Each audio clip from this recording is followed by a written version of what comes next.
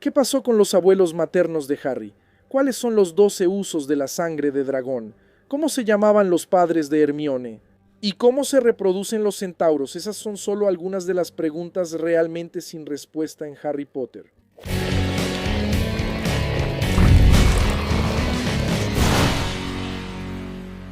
¿Qué onda, magos? ¿Todo bien? Muchas de las preguntas que se hacen sobre Harry Potter y que parecen no tener respuesta, en realidad sí la tienen.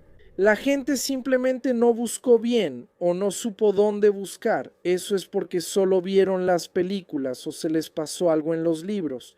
O también porque no siguen el universo de Harry Potter de manera profunda a través de los textos que hay en el sitio oficial o de los libros extra publicados que son de la autora J.K. Rowling.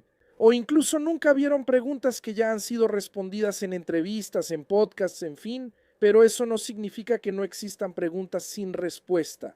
Existen y me quitan la paz. Así que hoy vamos a sumergirnos en esas preguntas sin respuesta.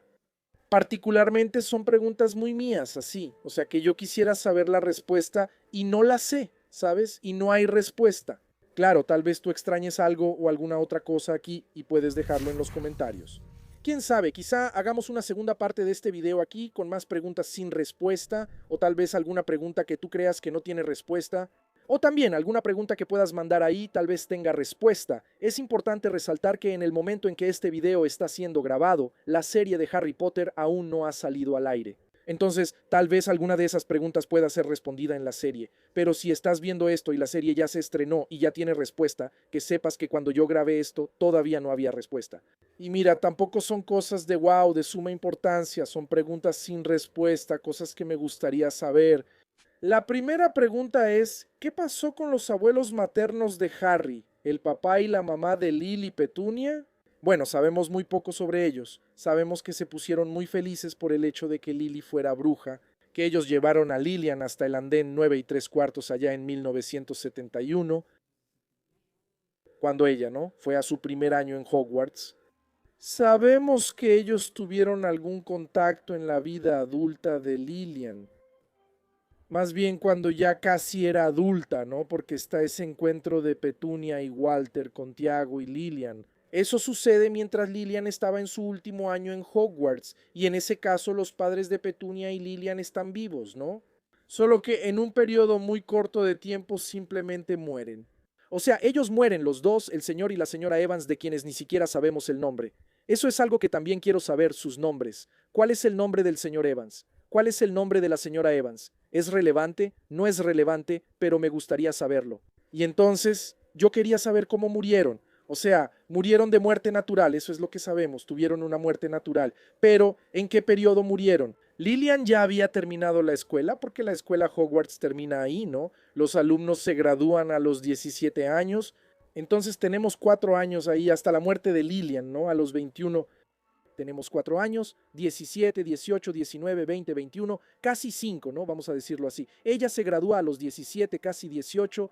Entonces tenemos ese periodo de 4 años y medio, casi 5 años. En esos 4 años y medio, los padres de Lilian murieron, ¿cierto? Antes de que ella tuviera a Harry, antes de que Harry naciera, o tal vez Harry, ellos vieron nacer a Harry, porque los padres de Tiago no llegaron a ver nacer a Harry. Los padres de Tiago murieron poco después de la boda de ellos, de la boda de Tiago y Lilian. Ellos murieron de viruela de dragón, pero de los padres de Lilian no tenemos información de qué murieron. Murieron de muerte natural, está bien, pero murieron juntos.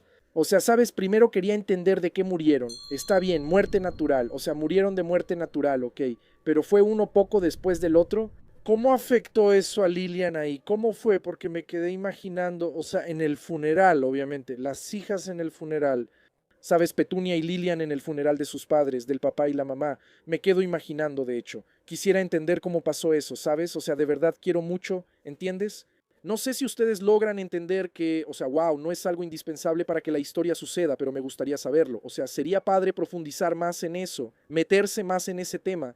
Entonces, ¿qué les pasó a ellos? Esa es mi gran pregunta. Sé que murieron, lo sé, pero ¿cómo fue eso? ¿En qué periodo de la historia? ¿En qué momento sucedió eso? Llegaron a ver nacer a Harry, llegaron a ver nacer a Dudley, ¿sabes? Llegaron a ir a la boda de Petunia con Walter, ¿sabes? O sea, cuestiones así. Otra pregunta para mí, esta ya la mencioné en algunas cosas, pero es, ¿cómo llegó Hagrid a la cabaña? Sabemos que fue volando, él dice, volando. Harry pregunta, ¿cómo llegaste aquí? Volando, por supuesto, pero hay puntos muy específicos cuando hablamos de que Hagrid vuela. Sabemos que él tiene la moto, está bien, la moto encantada que era de Sirius y todo eso, y que él vuela en ella, ok, pero él no va en moto hasta allá. Bueno, al menos que sepamos, él no va en moto, porque la moto no está ahí, la moto no está en el lugar.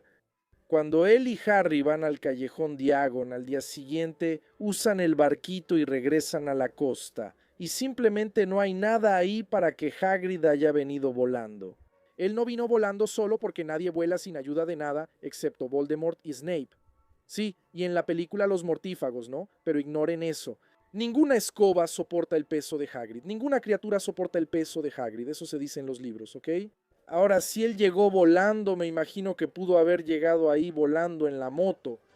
Y la moto, no sé, desapareció. Él hizo un hechizo para que la moto fuera enviada de regreso al lugar. Él hizo un hechizo. Recordemos que Hagrid tenía la magia bastante limitada, ¿ok? Porque esto me genera una duda. ¿Por qué me lo pregunto? Hagrid tiene la magia limitada porque fue expulsado. Varios hechizos no los puede hacer bien. El propio hechizo que le hizo a Duda cuando le sale la cola de cerdo, él quería transformar a Duda entero en cerdo, no solo la cola. Entonces mi pregunta es, Hagrid no es excelente en hechizos, no puede hacer mucha magia, algunas cosas muy básicas. Sí, entonces, ¿será que él podría transportar esa moto con un hechizo a otro lugar? ¿O encantó la moto para que regresara sola? Porque me imagino que él llegó en la moto, ¿entiendes? O sea, él dice, llegué volando, pero ¿cómo? ¿Volando cómo? Él no se apareció porque creo que Hagrid no se aparece. No hay información de que él se aparezca o desaparezca. Porque ellos aprenden eso en sexto año, ¿no? Y él fue expulsado en tercero. En fin, no sé si era una pregunta que tú te hacías, pero yo sí me la hago. Otra pregunta que también viene de esa de Hagrid es, ¿cómo regresaron los Dursley de esa cabaña? Porque el único bote que había, Hagrid lo usó con Harry. ¿Será que los Dursley se quedaron ahí haciendo señales, pidiendo ayuda, algo así, para que los llevaran de vuelta a la costa? Yo creo que eso sería bastante plausible, ¿sabes? Ellos al día siguiente se quedaron haciendo alguna señal a alguna embarcación cercana y así los llevaron de vuelta. Porque Hagrid usa el barquito y se van, ¿no? Harry y Hagrid se van. Y entonces cuando Harry regresa del callejón Diagon, ese mismo día, al final del día, ¿no? Ese día toma el metro y vuelve a la casa de los Dursley. Y los Dursley están en casa ahí. Ahora, o sea, ¿cómo pasó eso? ¿Sabes? Esa es la pregunta. ¿Cómo pasó eso? ¿Cómo regresaron realmente? Que regresaron, lo sabemos, eso es un hecho. ¿Cómo hicieron eso? Ahora, una pregunta que me intriga, eso, desde que leí La Piedra Filosofal, eso me intriga mucho. ¿Cuáles son los benditos 12 usos de la sangre de dragón? En la estampita de Dumbledore, de la rana de chocolate, que dice, él es particularmente famoso por haber derrotado al mago tenebroso Grindelwald en 1945, por haber realizado trabajos en alquimia en colaboración con Nicolás Flamel y por haber descubierto los 12 usos de la sangre de dragón, que era algo muy importante ahí. Y luego cuando lo ves en los libros no mencionan los 12 usos, así, ¿sabes? O sea, no mencionan los 12 completos, mencionan una cosa u otra. Y luego cuando investigas sobre los 12 usos, te hundes en investigaciones y todo, no tienes una respuesta oficial. La única respuesta oficial que tenemos de los 12 usos, claro, podemos imaginar, ¿no? Hay algunos momentos ahí. Ah, Slughorn usa la sangre para alterar la escena, pero necesariamente ¿para qué? ¿Para fingir que es sangre humana ahí? Vemos a Hagrid usando un filete de dragón para poner en las heridas, un filete ensangrentado para poner en las heridas ahí cuando regresa de la misión de los gigantes. Está bien, pero no está especificado, ¿sabes? Y entonces le preguntaron eso a J.K. Rowling, le preguntaron lo siguiente, ¿cuáles son los 12 usos de la sangre de dragón? Y entonces ella respondió lo siguiente, tengo un gran motivo para no decírtelo. El guionista de la película quiere que le dé esa información, pero puedo decir que el 12º uso es para limpiar hornos. O sea, usa sangre de dragón para limpiar hornos, está bien. Entonces, Steve Kloves, que era el guionista de la película, dio una entrevista para el LA Times y le preguntaron eso en la entrevista. Mira, ¿qué tipo de cosas le preguntas a Rowling? Y él dijo, varias cosas, incluso algo muy simple. Una vez pregunté sobre los 12 usos de la sangre de dragón que se mencionan en los libros. Hay escritores que escriben 12 usos de la sangre de dragón sin tener la menor idea de lo que son. Solo suena bien. pero le mandé un correo preguntando y eso fue hace 10 años. Y 25 segundos después recibí un correo de vuelta con la lista completa. O sea, están los 12 usos, está completo. Cuéntame todo, el entrevistador preguntó. Ella solo mencionó el limpiador de hornos en entrevistas y entonces Steve Kloves respondió. Y entonces él dijo, sí, uno de los usos es el limpiador de hornos, otro es quitamanchas, o sea, 2 usos. Fue realmente increíble. En realidad, en los libros ahí, aquí, él desvía completamente la conversación, Steve Kloves, y no responde el resto. Entonces así, tenemos limpiador de hornos, quitamanchas, Hagrid usando la carne de dragón ahí con sangre en las heridas y Slughorn usándolo para disimular ahí la residencia. Ok, tenemos 2 confirmados, 2 que probablemente lo son. Pero ¿cuáles son los otros? ¿Cuáles son los otros? Hay 8 usos más que tenemos que descubrir. Quisiera saber cuáles son los usos. Lo usan en pociones, está bien. ¿Cuáles son los otros usos de la sangre de dragón? Porque mira, solo tenemos sugerencias, ideas, teorías, no tenemos nada confirmado, ¿entiendes? Eso es lo que yo quería que lo confirmaran. ¿Les cuesta hablar sobre los usos de la sangre de dragón? No cuesta nada, la serie podría decirnos eso, ¿no? Podría responder eso, ¿no crees? Dime la verdad. Porque si ella lo dice, J.K. Rowling dijo así, tengo un gran motivo para no contártelo. ¿Cuál es el motivo? ¿Cuál es ese motivo, Dios mío? Porque después no se reveló nada impresionante sobre la sangre de dragón en la historia. Quiero saber cuáles son los 12 usos oficialmente, quiero saberlo. Y, amigo, yo recuerdo que los 12 usos de la sangre de dragón era algo que en la época de los libros, cuando las películas estaban saliendo, era algo recurrente. La gente decía, oye, ¿cuáles serán? La gente daba sugerencias y todo, surgían teorías y yo pensaba, oye, incluso pensaba tipo, ¿será que la sangre de dragón tiene algo que ver con Harry, con Voldemort, que podría ser útil de alguna forma en la conexión entre ellos? Pero no se reveló nada importante sobre el uso de la sangre de dragón, amigo. Nada, nada, nada, nada, nada, nada. Así que por favor, revelen eso en la serie, por favor. Otra pregunta sin respuesta, y en esta sí tengo muchas esperanzas de que la serie la responda. ¿Cuál es el nombre de los padres de Hermione, sabes? O sea, ¿cómo se llaman, amigo? Solo sabemos que son el señor y la señora Granger, que son dentistas. Y ya, solo sabemos eso en Reliquias de la Muerte. Cuando Hermione altera la memoria de sus padres, les hace creer que son Mónica y Wendell Wilkins, ¿no? Que son 2 muggles ahí y todo eso. Pero ese no es su verdadero nombre. Es solo el nombre de las personas que ellos creen que son. Entonces, ¿cuál es su verdadero nombre, sabes? Hay un rumor de que en la serie el nombre de la mamá de Hermione será Sara, que le van a poner el nombre Sara, ¿no? Sara, no sé, ¿será Sara? Perdón, eso estuvo horrible. ¿Será que les van a poner nombre? La verdad me gustaría saber, me gustaría que tuvieran nombre, no es algo nuestro, Dios mío. Pero creo que enriquece un poco todo, le da un toque más interesante a la cosa, ¿sabes? Mostrar a Hermione ahí más con sus papás y el nombre de ellos creo que estaría padre. Otra cuestión que para mí de inmediato me viene a la cabeza, ¿sabes? ¿Cuántos años vive un elfo doméstico? Esa pregunta me viene a la mente mientras estoy, no sé, haciendo cualquier cosa. Estoy acostado para dormir y entonces, ¿sabes ese meme de, oye, ¿tienes sueño del cerebro? Pues ese meme es para mí. Oye, ¿tienes sueño? ¿Cuánto tiempo vivirán los elfos domésticos? Existe la idea de que viven más o menos unos 200 años en promedio, pero eso no es oficial, eso viene de una prueba que respondió en su momento en el sitio de J.K. Rowling antes de Pottermore. Hubo una prueba llamada Wombat, que era una prueba parecida a los Noms y Nims. Entonces la gente hacía esa prueba, pero no había clave de respuestas, no había respuestas. La gente solo sumaba puntos, solo recibías tu calificación. Entonces no había respuestas, ¿sabes? Entonces quienes en esa época hicieron esa prueba ponen esa respuesta de que los elfos domésticos viven alrededor de 200 años como algo que tuvo más puntuación, así que lo consideran correcto. Pero si nos detenemos a ver, tenemos información ahí. En la Orden del Fénix, Sirius le dice a Harry, cuando le está mostrando el árbol genealógico de los Black, sobre Eladora Black, una tía suya de generaciones atrás. Ella fue quien inició la tradición de decapitar a los elfos domésticos de la familia cuando estaban demasiado viejos para cargar las bandejas de té. Y también vemos a Kreacher diciendo ahí que su gran ambición era tener la cabeza colgada en la pared, como los otros elfos ancestrales de su familia, su madre, en fin. Pero si Elladora fue quien empezó esa tradición, vemos el árbol genealógico de los Black, ¿ves? Déjame abrirlo aquí.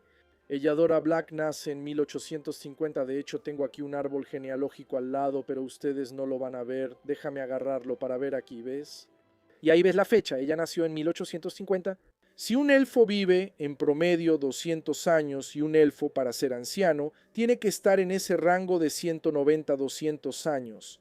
Entonces, no tiene mucho sentido que ella haya iniciado esa tradición en 1850 y que Creature haya sido adquirido. Ser ahí un elfo anciano que está en la familia y que su madre haya sido decapitada ahí, ¿sabes? Porque no han pasado 200 años desde el nacimiento de Elladora, porque ella no. Así supongamos en 1860 ella tenía 10 años, en 1870 tenía 20 años. Vamos a suponer que ella empezó esa tradición ahí por 1865 más o menos, ¿no? Entonces no cuadra eso de que la familia de Creature ya tuviera varias cabezas ahí, ¿sabes? Porque decapitaron, ¿no? Siguiendo esa tradición. Siendo que ella nació en 1850 y, ¿sabes? No da tiempo, y la historia ocurre. A Creature lo conocemos en 1995. No da tiempo de que haya pasado, ¿sabes? El elfo vive 200 años cuando está viejo, le cortan la cabeza, ¿cierto? Y hay varias cabezas ahí, entonces tendría que haber pasado mínimo unos 400, 600 años, ¿sabes? Y no pasó ese tiempo. Ah, no sé, amigo. El mono mató al elfo por otro motivo, decapitó al elfo por, no sé, no estaba viejo. Bueno, pero la cuestión es, no tenemos la respuesta oficial. ¿Cuánto vive un elfo doméstico? Quisiera saber. Y otra cosa que quisiera saber sobre los elfos. ¿Quiénes eran el papá y la mamá de Dobby? Sabes, de verdad me gustaría saber eso, amigo. No es relevante para la historia, no es relevante, pero yo quería. Mi sed de que la historia se expanda me hace seguir preguntándome esas cosas. ¿Quiénes eran los padres de Dobby, sabes? O sea, ¿será que ellos estaban en la familia de los Malfoy y Dobby nació ahí mismo? ¿O fue adquirido por los Malfoy? ¿Sabes en qué año nació Dobby? Porque sabemos el día en que nació, pero no sabemos el año. ¿Cuántos años tenía Dobby cuando murió, sabes? Porque para mí yo veo a Dobby como un elfo doméstico joven. No sé, yo le daría unos 20 años a Dobby, ¿sabes? O sea, no sé, tal vez tenga más. Aunque él dice, ¿no? Que la historia está por repetirse, la de la cámara secreta. Entonces tal vez sea mucho más viejo. Pero para mí su energía es como de unos 20 años, probablemente debe tener mucho más. Pero otra pregunta sin respuesta. ¿Cuándo nació Dobby? ¿En qué año nació, sabes? Bueno, ¿quiénes son los padres de Dobby? ¿En qué año nació Dobby? Ahora los nombres. También la falta de nombres de las cosas. Eso me ronda la cabeza, así. ¿Cuál era el nombre del varón sangriento, amigo? Porque sabemos que la dama gris era Helena Ravenclaw. Sabemos que Nicolás casi decapitado era Sir Nicholas de Mimsy Porpington. Ahora el fraile gordo, no sabemos el nombre. Su nombre no era fraile gordo, debía tener un nombre. Fraile era su título, ¿no? Él era un fraile ahí, ese era su título. Entonces, ¿cuál es el nombre del fraile gordo? ¿Cuál es el nombre del varón sangriento? Varón también era un título, era su título ahí, él era un varón. ¿Cuál era su nombre, sabes? Eso es lo que quería saber. Ahora, ¿será que cuando tengamos que nos cuenten la historia de Helena Ravenclaw, te imaginas ese flashback, la posibilidad que tenemos de ver a los fundadores en eso, en la serie? ¿Ya te detuviste a pensar en lo valiosa que es esa oportunidad? Podemos ver ahí toda la trama, a Helena robando la diadema, yendo a esconderla, conocer a Rowena, a los otros fundadores. Ahí se podría saber el nombre del varón en ese momento, ¿sabes? O sea, creo que sería muy padre si lo supiéramos, creo que enriquecería más la historia. Otra gran pregunta que tengo sobre el varón sanguinario. ¿Por qué demonios Peeves le tiene tanto miedo? Ya que Peeves es un poltergeist, ni siquiera es un fantasma, es más que un fantasma. Tiene más poderes que un fantasma. ¿Por qué Peeves le tiene miedo al fantasma de Slytherin? ¿Por qué le tiene miedo al varón sanguinario, amigo? De verdad me gustaría saber por qué le tiene miedo al varón sangriento. No lo sé. ¿Alguna vez te has preguntado eso? ¿No tienes ganas de saberlo? Si no la tenías, ahora tienes ganas de saber, porque yo tengo ganas de saber. Quería saber por qué le tiene miedo. Miedo al varón sanguinario, amigo. Estoy seguro de que la mayoría de ustedes comparte las ganas de saber qué es el ritual completo para hacer un Horrocrux. Ya sabemos que parte del ritual es un asesinato. Creo que esa es la mayor, creo que esa es una de las cosas más grandes que los fans quieren saber, ¿sabes? O sea, es unánime. No, no debe ser unánime, pero así la mayoría debe con certeza querer entender cómo se hace un Horrocrux. Y eso, o sea, sé que la posibilidad de que se revele es muy pequeña, porque la propia autora ya dijo, me lo voy a llevar a la tumba, nadie nunca lo va a saber. Pero yo quería saber, hermano, yo quería saber. Otra cosa que para mí la serie también puede responder, que es una pregunta que yo me hago mucho. ¿Qué pasó en las 24 horas, en casi 24 horas, que Hagrid se queda con Harry ahí después del ataque en Godric's Hollow? Porque el ataque ocurre en la noche del 31 de octubre, Hagrid solo lleva a Harry allá, a la puerta de los Dursley, en la noche del día 1, porque vemos todo el día a Walter yendo a trabajar, escuchando los rumores, los acontecimientos, escucha sobre los Potter, no sé qué, se va a dormir, y entonces, en la madrugada de ese día, en la noche, ponen a Harry en la puerta de los Dursley. Y entonces a Harry solo lo encuentran en la mañana del día 2. O sea, se dice que Hagrid recogió a Harry inmediatamente después. Así, justo después de que ocurrió el ataque, Hagrid ya fue a Godric's Hollow, ya recogió a Harry y lo sacó de la casa. Tanto que él dice que ya había muggles reuniéndose queriendo invadir el lugar, curiosos ahí por lo que había pasado. Entonces él recogió a Harry de inmediato. ¿Qué estuvo haciendo él en esas 24 horas ahí en la serie? La serie podría llenar ese espacio. Tal vez eso haya sido, no sé, tal vez solo fue un descuido de J.K. Rowling al escribir la historia y ni siquiera se dio cuenta de eso. Porque tenemos algunos lapsos de tiempo ahí, algunos errores de tiempo a lo largo de la historia, de la línea de tiempo, ¿sabes? Pasa, es normal, sucede. Entonces, pero estaría chido si en la serie llenaran ese hueco, ¿sabes? O sea, y si fuera una orden de Dumbledore de no llevar al niño directamente a la casa de los Dursley. Porque Dumbledore todavía tenía que investigar algunas cosas y tenía que extender la protección del hechizo de Lily, porque él realmente hace eso. Él extiende la protección del sacrificio de Lily hasta la casa de los Dursley y le dice en la carta a Petunia que si ella aceptaba a Harry, iba a sellar ese hechizo. Entonces, es una laguna que se puede llenar, ¿sabes? Y ahí que Hagrid se quede en un escondite con Harry en algún momento de ese tiempo, ¿sabes? En ese periodo, hasta llevarlo ahí a la calle de los Dursley específicamente, porque hay ese periodo muy grande de tiempo, ¿sabes? Entonces, hermano, esa es una pregunta que yo también me hago. ¿Qué pasó? Y no tenemos respuesta. Y ya que hablamos de los 12 usos de la sangre de dragón, ¿no? Que fue algo muy importante, un descubrimiento muy importante de Dumbledore. Incluso había hasta una... Cuando Dumbledore murió y Rita Skeeter publicó ese libro, La vida y las mentiras de Dumbledore, ella dice que quien había descubierto los usos era otro mago, que Dumbledore solo se apropió del trabajo. El mago ya había descubierto como 8 usos, no sabes, en fin, sangre de dragón. Pero además de la sangre de dragón, ¿cuáles fueron los trabajos que Dumbledore realizó en colaboración con Nicolas Flamel en alquimia? Porque no fue la piedra filosofal. Nicolas Flamel ya tenía más de 500 años cuando Dumbledore nació. Dumbledore nació en 1881. Nicolas Flamel en 1991 tenía 666 años. Entonces Dumbledore en 1991 tenía 100 años. O sea, cuando Dumbledore nació, Nicolas Flamel tenía 566 años, entonces la piedra filosofal fue inventada mucho antes de que Dumbledore naciera. Mucha gente incluso piensa que Dumbledore ayudó a crearla, pero es un error de interpretación. ¿Cuáles fueron esos trabajos? Antes existía esa teoría de Aurelius Dumbledore, ¿no? De Ariana y todo eso. Era una teoría increíble, pero lamentablemente no se realizó, no se concretó en la historia. Entonces, yo también quisiera saber mucho cuáles son esos trabajos. Es importante para la historia, es indispensable para la historia, pero yo quería saber, y entonces, otra pregunta que no tiene respuesta. ¿Cuándo exactamente los padres de Neville fueron atacados?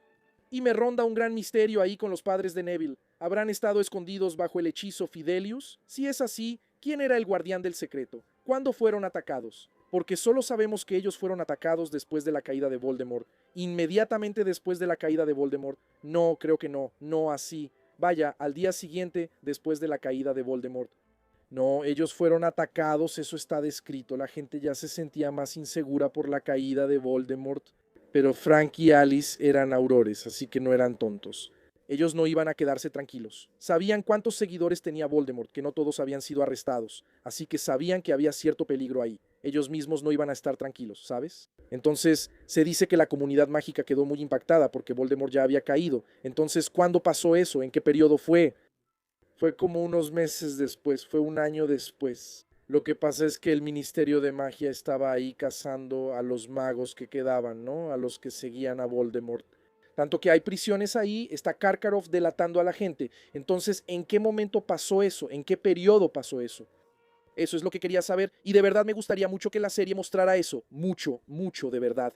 Otro punto, este de aquí, amigo. Mira, esto es algo que es tonto, pero también, o sea, me atormenta. ¿Cómo llegó Scabbers? ¿Cómo llegó Colagusano a los Weasley? Sabemos que era de Percy. Y luego, después de que Percy ganó una lechuza por haber sido nombrado prefecto, el ratón pasa a Ron y se queda con Ron, hasta que se revela que en realidad era Colagusano disfrazado y bla bla bla. Pero ¿cómo llegó a Percy? ¿Es eso lo que quiero saber? ¿Percy compró el ratón? Lo dudo. Probablemente lo que pasó fue que Colagusano se escondió para estar en una familia. Probablemente no, eso fue lo que pasó. Colagusano se escondió en una familia de magos para estar familiarizado con lo que estaba pasando en el mundo mágico. Eso es un hecho, eso incluso está en el libro, en el tercer libro. Ahora, el hecho es, ¿cómo fue que eso pasó? Él simplemente llegó y Percy lo vio. Ah, un ratón, lo voy a adoptar. Papá te quiere, papá te cuida. Simplemente yo quería entender cómo fue que eso pasó, ¿sabes? ¿Cómo fue eso? Oye, sería muy genial si la serie mostrara eso, ¿sabes? De alguna forma. Percy, no sé, mirando al ratón así, él está en su cuarto haciendo sus cosas y de repente aparece el ratoncito con cara de hambre, como que, entonces Percy, oh, pobrecito, ¿quieres una galleta, algo? Comparten ahí una comida con Colagusano, ¿sabes? Con Scabbers, ¿no? Sin que sepamos que es Colagusano y como que crea ahí un vínculo con él. ¿Sabes? No sé, me gustaría entender cómo pasó eso. ¿Qué hizo? ¿Qué fue decisivo para Percy para que dijera, me voy a quedar con este ratón? Porque eso fue en 1981, ¿cierto? Colagusano, él huye, finge su propia muerte en 1981. ¿Será que él estuvo un tiempo vagando, huyendo y así disfrazado? ¿O se fue directo a la casa de los Weasley? ¿Se fue directo a donde vivía Percy? ¿Fue adoptado por Percy de inmediato? Eso es lo que quería saber, que no tiene respuesta. Eso es lo que quería saber. Sabemos que él va con los Weasley, sabemos que está ahí, pero ¿cómo llegó? ¿Cómo se quedó? ¿Sabes? Otra pregunta, ¿cómo llegó Filch a Hogwarts? El conserje Filch, porque él es un Squib, ¿no? ¿Será que era hijo de alguien que Dumbledore conocía y por eso quiso emplear al conserje ahí? ¿Será que era, no sé, pariente hijo de alguien que Armando Dippet conocía? No sé, ¿quiénes eran los padres de Filch, sabes? ¿No les da curiosidad saber esas cosas? No sé, a veces soy raro, a veces soy extraño, por querer saber, no sé, quiénes eran los padres del conserje de Hogwarts, que es un Squib. Creo que es interesante saber eso, me gustaría mucho saberlo, ¿sabes? Entonces, ¿quiénes son los padres de Filch? ¿Tiene hermanos que sean magos? ¿Es hijo único? ¿Cómo empezó a trabajar en Hogwarts? ¿Cómo pasó eso? Me gustaría saberlo. Esta también es una duda que, wow, es muy válida. ¿Cómo se reproducen los centauros? Los centauros que viven en el bosque prohibido.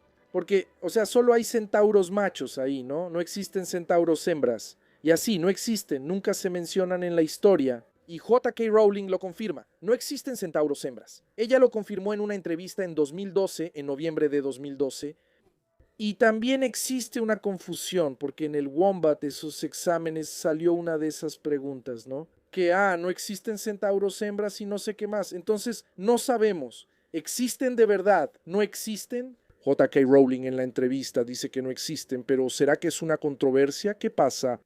Queremos saber, quiero saber, ¿dónde están las centauras? ¿Cómo nacen los bebecitos centauros? ¿Entiendes? Eso es lo que quería saber.